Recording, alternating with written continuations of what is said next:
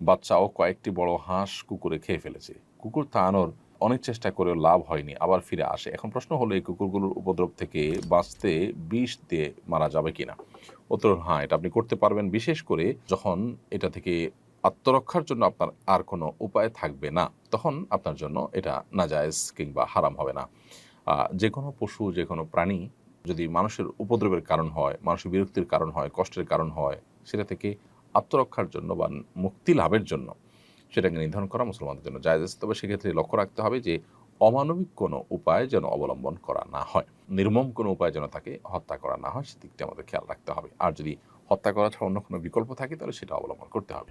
আমাদের এক প্রতিবেশীর ছেলে আত্মহত্যা করেছে। ছেলেকে তার বাবা হিফজখানা দিয়েছিলেন, আর হাফেজ হওয়ার মতো উপযোগী মেধা তার ছিল না। 8 বছরে 25 পারা পড়তে পেরেছে ছেলেটি। এ অবস্থায়ও পরিবার তাকে চাপে রাখত, হিফজ না পড়তে চাইলে বাবা বেদম মার দিত। সেই ছেলে আগে একবার ফাঁস নেওয়ার চেষ্টা করেছে, তবু পরিবার নিবৃত্ত হয়নি। দ্বিতীয়বার সে বিষ খেয়ে আত্মহত্যা করে। এ বিষয়ে অভিভাবকদের কিছু বলবেন? ইন্না লিল্লাহি ওয়া ইন্না ইলাইহি রাজিউন। খুবই জঘন্য কথা। এ ধরনের ঘটনা যদি সত্যি ঘটে থাকে কোথাও, তাহলে এই অভিভাবকদের আল্লাহর কাছে তওবা নাসুহা করা দরকার। তাদের তাদের নিজেদের এই কাজের জন্য প্রায়শ্চিত্ত করা দরকার, জীবনের সবচেয়ে বড় এবং সবচেয়ে শক্তিশালী প্রায়শ্চিত্ত। কারণ হলো, প্রথমত একটি অপ্রাপ্তবয়স্ক নাবালেগ শিশু, তাকে কোনো কিছুর জন্য চাপ দেওয়া এভাবে, সেটাই শরীয়তের দৃষ্টিকোণ থেকে নাজায়েজ। খোদ নামাজের জন্য তো এভাবে চাপ দেওয়ার অধিকার ইসলাম আমাদেরকে দেয়নি। সেখানে ফরজ নামাজ এটার চাইতে কোরআন কারীমের হাফেজ হওয়াটা তো বেশি গুরুত্বপূর্ণ নয়? তাহলে এর জন্য চাপ দেওয়াটা বেশিরভাগ ক্ষেত্রেই আমাদের আমাদের নিজেদের খাহেশ পূরণ করার জায়গা থেকে, আমরা হাফেজের বাবা হতে চাই, হাফেজ হবে, আমরা গাল গল্প দিতে পারবো, এই সমস্ত জায়গা থেকে। তো এগুলো সন্দেহাতীতভাবে ভুল। অনেক বাবা মা আছেন পড়ালেখার জন্য সন্তানকে মাত্রাতিরিক্ত চাপাচাপি করেন, যেগুলো তাদেরকে আরও বেশি ক্ষতিগ্রস্ত করে, ডিপ্রেসড করে ফেলে। তো সেই অবস্থানে যাওয়া আমাদের জন্য জায়েজ নয়। অতএব এত বড় একটা দুর্ঘটনা যে ঘটেছে, এটা এটার হত্যার দায় কিছুটা বাবা মার উপরে চলে আসে। কারণ তারা একবার যেহেতু বাচ্চা এরকম পথে যাচ্ছিল, এরপরও তারা যখন নিবৃত্ত হয়নি, তাহলে তার জন্য তাদেরকে অবশ্যই আল্লাহ তাআলার কাছে তওবা নাসুহা করতে হবে, এবং যথাযথ তওবা না করলে এটির ক্ষমা লাভ করার পথ খুবই কঠিন। সুরাইয়া রিমি আপনি লিখেছেন, 4 রাকাত ফরজ নামাজের ক্ষেত্রে 2 রাকাত পড়ার পর তাশাহুদ না পড়ে দাঁড়িয়ে পড়লে করণীয় কি? সাহু সিজদা করলে কি নামাজ হবে? উত্তর হলো হ্যাঁ, সাহু সিজদা করলে নামাজ হয়ে যাবে। ফরজ 4 রাকাত নামাজের মধ্যে দ্বিতীয় রাকাতে বসাটা আপনার জন্য ওয়াজিব ছিল, সে ওয়াজিব তরক হয়েছে দাঁড়িয়ে যাওয়াতে, তাতে আপনার নামাজ নষ্ট হয়ে যাবে না। শেষে সিজদা সাহু দিলে নামাজ বিশুদ্ধ হয়ে যাবে ইনশাআল্লাহ তাআলা। আমরা এই বছর কোরবানিতে 2 বছরের কম বয়সী একটি গরু বিক্রি করেছি। আমরা ক্রেতাকে বিষয়টা জানিয়েছি, এতে আমাদের গুনাহ হবে কিনা? আপনি যদি ক্রেতাকে জানিয়ে থাকেন যেটা দিয়ে কোরবানি বিশুদ্ধ হবে না বা এর বয়স কম আছে, তাহলে সেক্ষেত্রে আশা করা যায় আপনি গুনাহগার হবেন না, এর দায় আপনাকে বহন করতে হবে না। তবে যদি মনে হয় যে কেউ এটা দিয়ে কোরবানি করবে এবং তিনি মাসআলা জানেন না, তাহলে জানিয়ে দেওয়াটা আপনার কর্তব্য। জাস্ট এটুকু যদি আপনি করে থাকেন, তাহলে ইনশাআল্লাহ আশা করা যায় আপনার গুনাহ হবে না। যিনি কোরবানি দিয়েছেন, যদি কেউ দিয়ে থাকেন, তাহলে দায়িত্বটা তার উপরে বর্তাবে। আর যদি কোরবানি না দিয়ে থাকেন, তাহলে তার কোনো কথাই নেই। আমার ছোট মামা মারা গিয়েছেন। আমার মামি ওনার ভাসুর আর জায়ের সাথে আগামী বছর হজে যেতে চান। উনি কি যেতে পারবেন? উত্তর হলো না। ভাসুর মাহরাম নন। অতএব কোনো মাহরাম পুরুষের সাথে তার হজে যেতে হবে।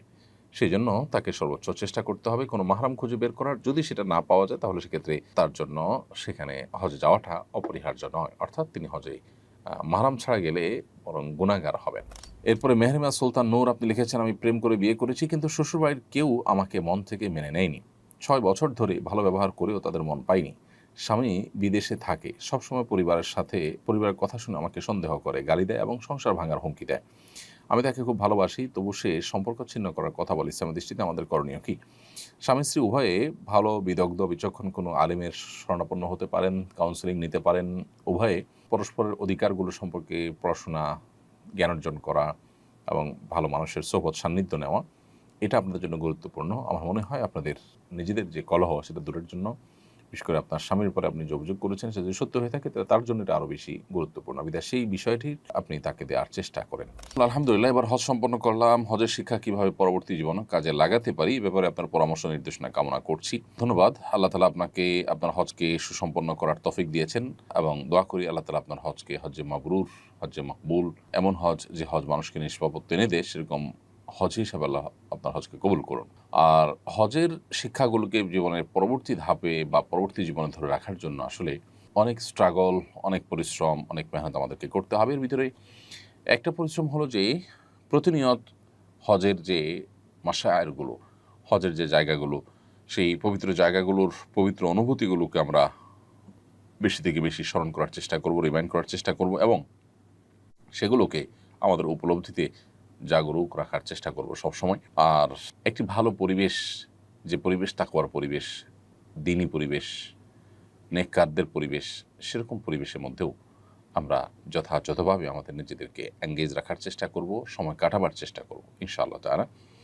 যখন মানুষ ভালো পরিবেশের মধ্যে থাকে, নেককারদের পরিবেশের মধ্যে থাকে, তাদের চৌহদ্দি এবং সারাউন্ডের মধ্যে থাকে, তখন তার জন্য দিনের কাজ করা বা দিনের পথে চলাটা তুলনামূলক সহজ হয়। অনেকে হজ করে এসে নিজের আগের যে গড্ডালিকা, আগের যে স্রোত, আগের যে পরিবেশ সেখানে হারিয়ে যান, যার কারণে তারা আর সেখান থেকে ব্যাক করতে পারে না। তো এই জায়গাটাতে আমাদের ফিরে আসাটা দরকার এবং গুরুত্বপূর্ণ। আল্লাহ আপনাকে সে তৌফিক দান করুন। সেই সাথে আল্লাহর কাছে খাসভাবে দোয়াও করতে হবে যে আল্লাহ আপনি আমাকে হেদায়েতের পথে পরিচালিত করুন, অবিচল রাখুন, হেদায়েতের থেকে যেন আমি বিচ্যুত না হই, সেটি আল্লাহর কাছে দোয়াও করে যেতে হবে। আর এছাড়া হজ করে আসার পরে ইমানের কিছুটা চার্জ হয়, এরপর আবার রিচার্জ করতে হয়। একটা সময়ের পর আমরা যদি রিচার্জ না করি তাহলে সেক্ষেত্রে আবার দেখা যায় আমরা ফিরে চলে যাই আগের জায়গায়। এজন্য নিয়মিত আমাদের ইমানের নবায়ন করা দরকার, আমাদের ইমানের রিচার্জ করা দরকার। মাঝে মধ্যেই সেটা হজ উমরা করার মাধ্যমে হোক, কোনো দিনই পরিবেশে যাওয়ার মাধ্যমে হোক, কোনো দিনই পরিবেশের মধ্যে নির্দিষ্ট সময় নিজেকে রাখার মাধ্যমে হোক বা যে কোনোভাবে আমরা এই রিচার্জের কাজটা নিয়মিত করে যেতে হবে। জেসমিন আক্তার লিখেছেন, কেউ যদি কারোর জন্য আত্মহত্যা করে তার দায় কি যার জন্য আত্মহত্যা করেছেন তার উপর বর্তাবে? না, তার দায় তার উপরে বর্তাবে না, কারণ আল্লাহ তাআলা বলেছেন ও আল্লাহ তাজিরু ওয়াজরাতুন উজরা উখরা, কারোর পাপের বোঝা অন্য কেউ বহন করবে না। এবং কোরআন সুন্নাহর কোথাও এরকম কোনো কথা বলা হয়নি যে একজনের পাপের বোঝা আরেকজন বহন করবে। সেজন্য যে আত্মহত্যা করেছে তার দায় তার নিজের উপরেই বর্তাবে, অন্য কারোর উপরে সেটি বর্তাবে না। তবে কেউ যদি তাকে প্ররোচিত করে থাকে, কারোর কারণে যদি তিনি এই ভুল পথে এসে থাকেন, তাহলে যতটুকু দায় আছে, যতটুকু তার ভূমিকা আছে এক্ষেত্রে, সেটার জন্য তিনি অবশ্যই আল্লাহ তাআলার কাছে জবাবদিহিতার মুখোমুখি হবেন। তবে এর মানে এই নয় যে আত্মহত্যাকারী মাপ পেয়ে যাবেন। তিনি তার গুনাহের জন্য, তার এই পাপের জন্য, অপরাধের জন্য, আত্মহত্যার এই কবিরা গুনাহের জন্য স্বতন্ত্রভাবে আল্লাহ তাআলার কাছে শাস্তির মুখোমুখি হবেন। এটা হলো সবচেয়ে দুর্ভাগ্যজনক বাস্তবতা যে কোনো ব্যক্তি দুনিয়ার কোনো কষ্ট থেকে মুক্তি লাভের জন্য আত্মহত্যার পথ বাছাই করে নিলেন। দুনিয়ার কষ্ট থেকে তিনি আপাত দৃষ্টিতে মুক্তি পেলেও আখিরাতের অনন্ত অসীমকালের কষ্টের পথে তিনি পা বাড়ালেন। তাহলে কষ্ট তার আসলে আরও বাড়লো, কমলো না। এটা হলো সবচেয়ে দুর্ভাগ্যজনক বাস্তবতা। জামাতে শেষ ২ রাকাত পেলে ইমামের সালামের পর আমি কি শুরুতে ছুটে যাওয়া প্রথম ২ রাকাত পড়ব নাকি শেষের ২ রাকাত মনে করে পড়ব? উত্তর হলো, কারো যদি প্রথম ২ রাকাত ছুটে যায়, ৪ রাকাত নামাজের শেষের ২ রাকাত পান, তাহলে তিনি যখন ইমাম সালাম ফেরানোর পরে ছুটে যাওয়া রাকাতগুলো আদায় করবেন, তখন তিনি প্রথম ২ রাকাত জ্ঞান করে পড়বেন, অর্থাৎ সূরা ফাতিহার সাথে সূরা মেলাবেন।